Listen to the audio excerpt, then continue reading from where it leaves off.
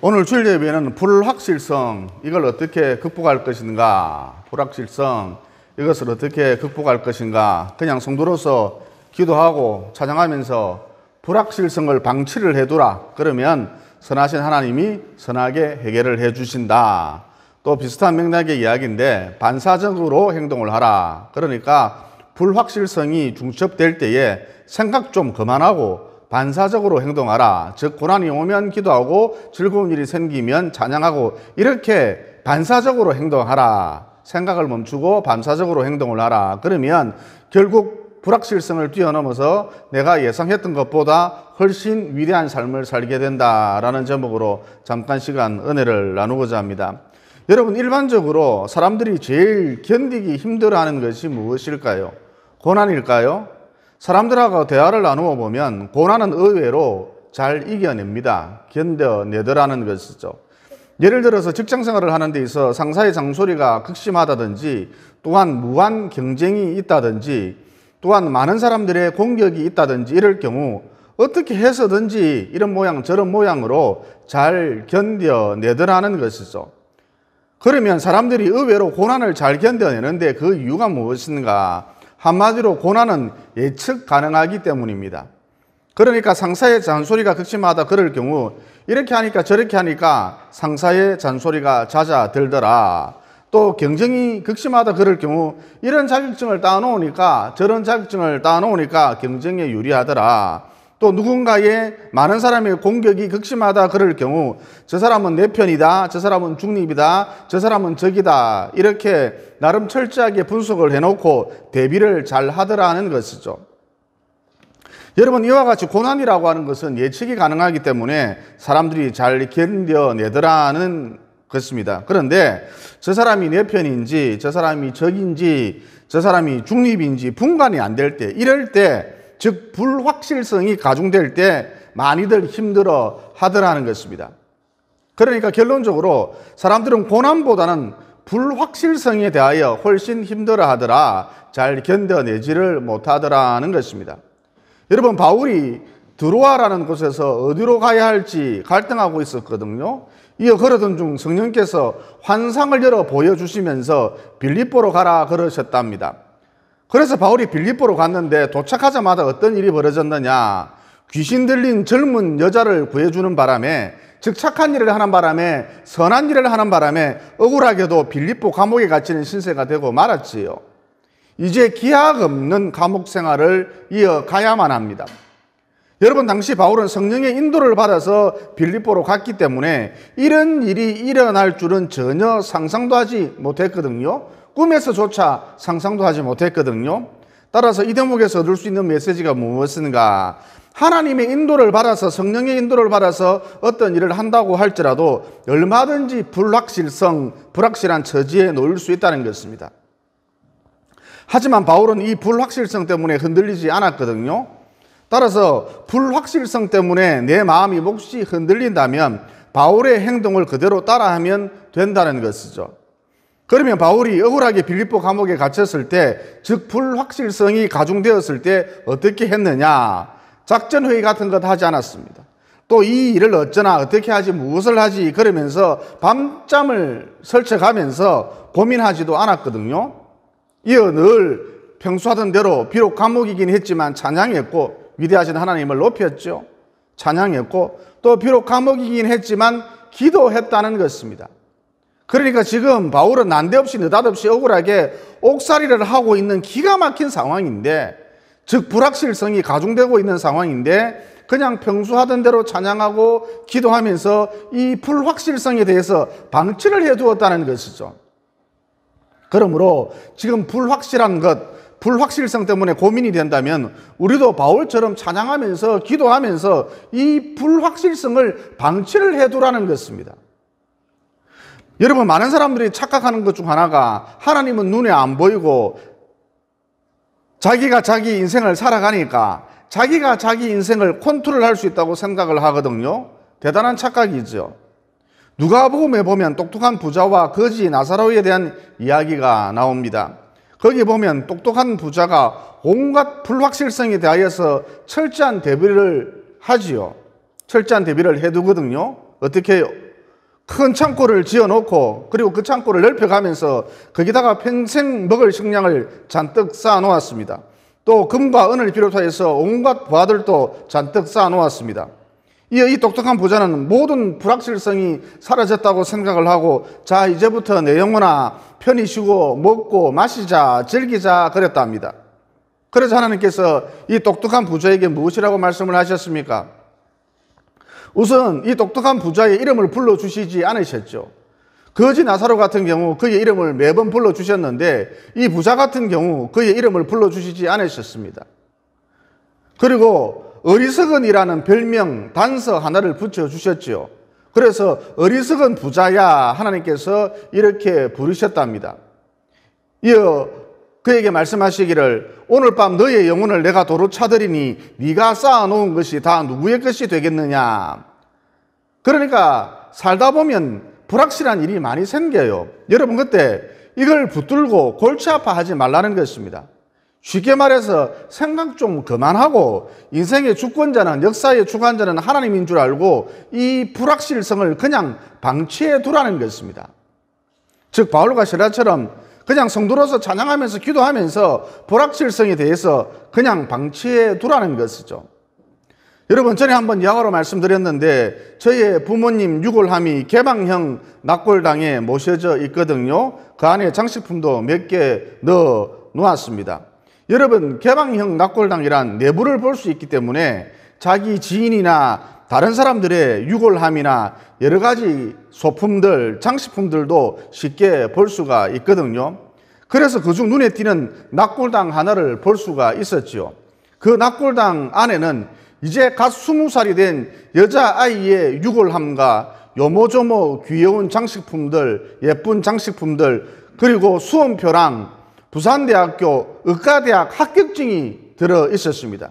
그러니까 이 아이가 부산대학교 의과대학에 합격을 해놓고 불의의 사고로 죽었던가 봐요. 여러분 이 아이의 어머니, 아버지가 이 아이에 대한 기대감이 얼마나 높았겠습니까?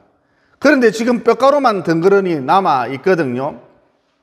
또 지난주에 연예인 영화배우 강수현 씨가 뇌졸중으로 50대의 나이에 죽었는데 이분 가진 게 없습니까? 미모가 안 됩니까? 명예가 없습니까? 인기가 없습니까? 다 가졌어요. 모두 가졌어요.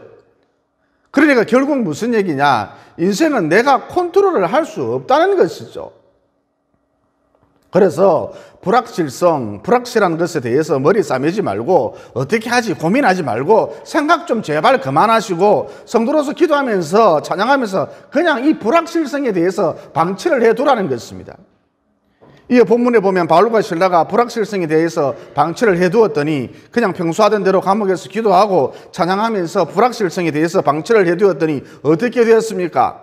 시간이 지나면서 해결돼 버렸잖아요. 그것도 더 유익하게, 더 좋게, 더 아름답게 해결돼 버렸잖아요. 그러므로 거듭 강조합니다만 불확실성, 불확실한 것 기도하면서 찬양하면서 방치를 해두라. 이게 지혜라는 것입니다.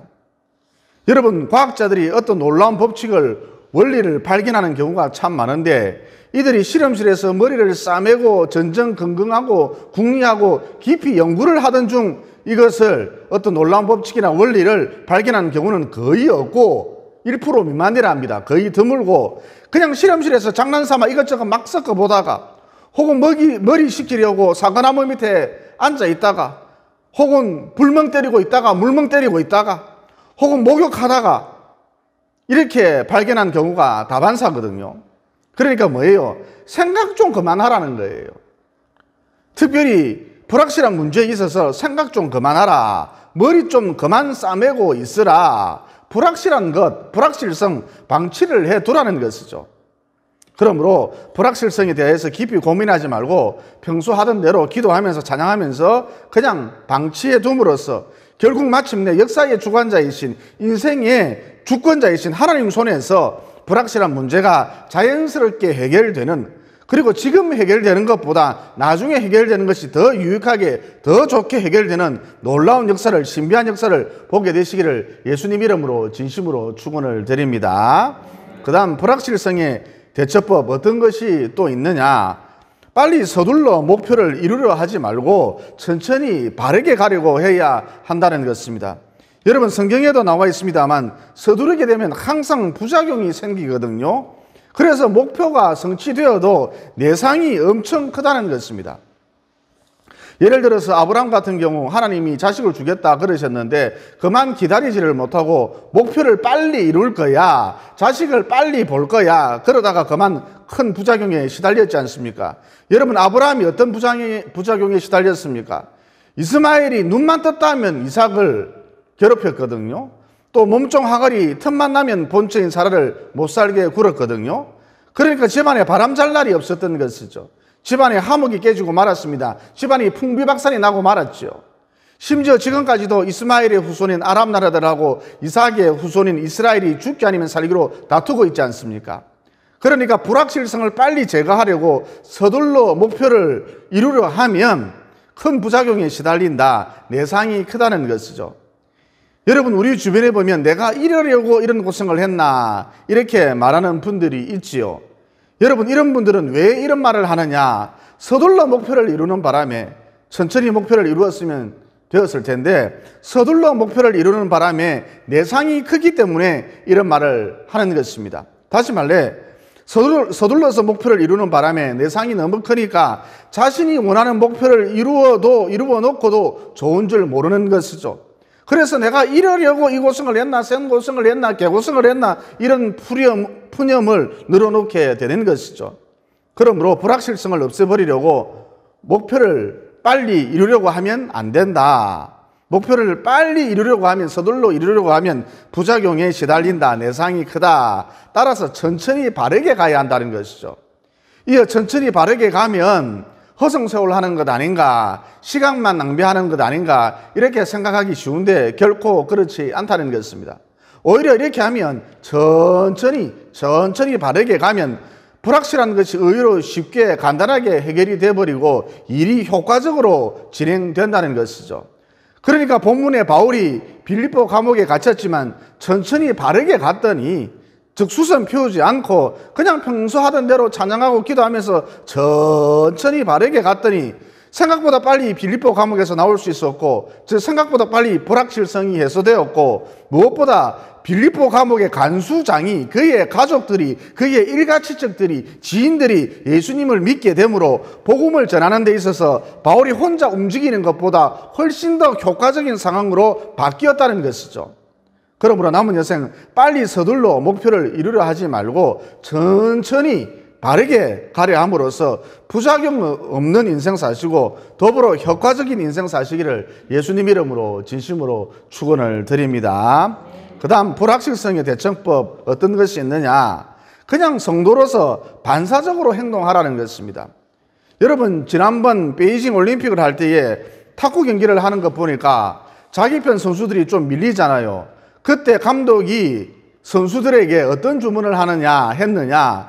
제발 생각 좀 하지 마라 그러더라는 것입니다. 얼핏 들으면 이해가 잘 안 가죠. 그러니까 무슨 얘기냐? 상대방이 이런 작전으로 나올 것이다. 그래서 공이 이쪽으로 넘어올 것이다. 저쪽으로 넘어올 것이다. 자꾸 이렇게 생각을 해버리면 상대방이 내 생각을 읽고 페인트 모션, 즉 속이는 행동을 한다는 것이죠. 이어 여기에 말려들면 그만 또 실점하게 된다는 것입니다. 다시 말해, 상대방을 제압하려면, 점수를 얻으려면 생각을 하지 말고 생각을 접어들고 그냥 평소 연습하던 대로 반사적으로 움직이라는 것이죠. 따라서 여기서 얻을 수 있는 메시지가 무엇이냐? 여러분, 우리는 생각한다, 이걸 뭘 대단한 일처럼 생각을 하는데 여기는데 이 생각이 오히려 내 인생을 방해한다는 것이죠. 승리를 방해한다는 것입니다. 그러니까 불확실성이 가중되면, 불확실성이 높아지면 생각을 좀 내려놓고 생각 좀 그만하고 그냥 성도로서 방사적으로 행동을 하라는 것이죠.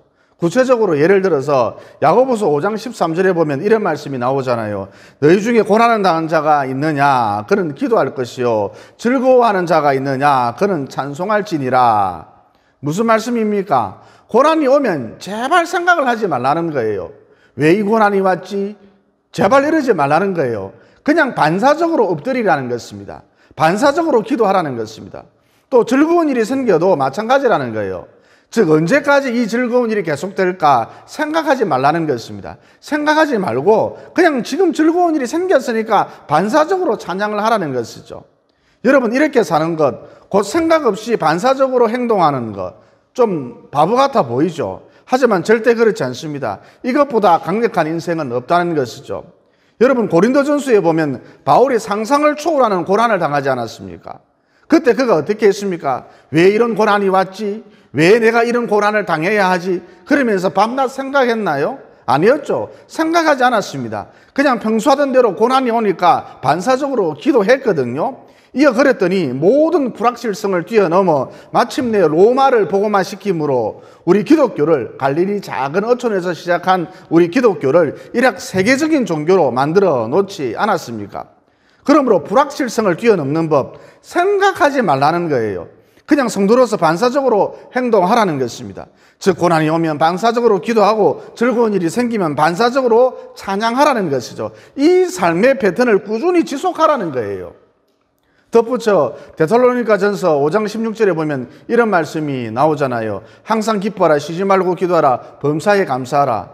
여러분 이 말씀 생각해서 따져보고 실천하려면 불가능합니다. 그러면 어떻게 해야 하느냐? 우선 생각하지 말아야 합니다. 즉 오늘 기쁜 일이 있었나 없었나, 오늘 감사한 일이 있었나 없었나, 오늘 기도해야 하나 기도하지 말아야 하나, 이렇게 생각하지 마시고 마치 탁구 선수가 반사적으로 반응을 하듯이 그냥 반사적으로 기뻐하고 반사적으로 감사하고 반사적으로 기도하라는 것입니다.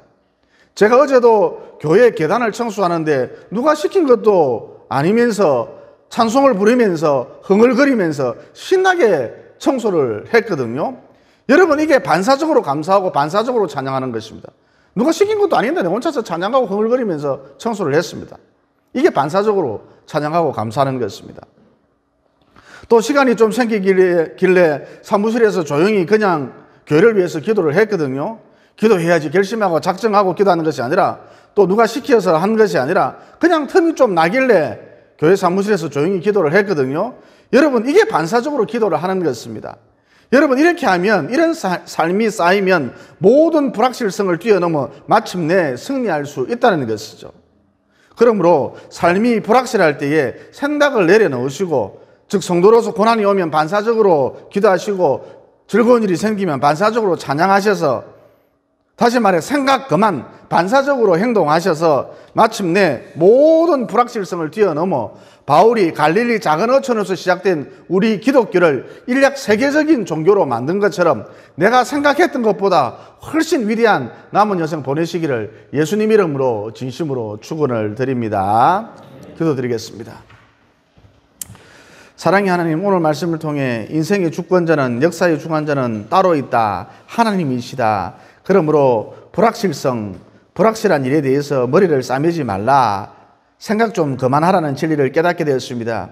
그러므로 그냥 성도로서 평소 하던 대로 기도하고 찬양하면서 불확실한 것에 대해서 방치를 해둠으로 결국 좋으신 하나님이 좋게 해결하는 신비의 그날, 승리의 그날을 반드시 볼 수 있도록 도와주시옵소서.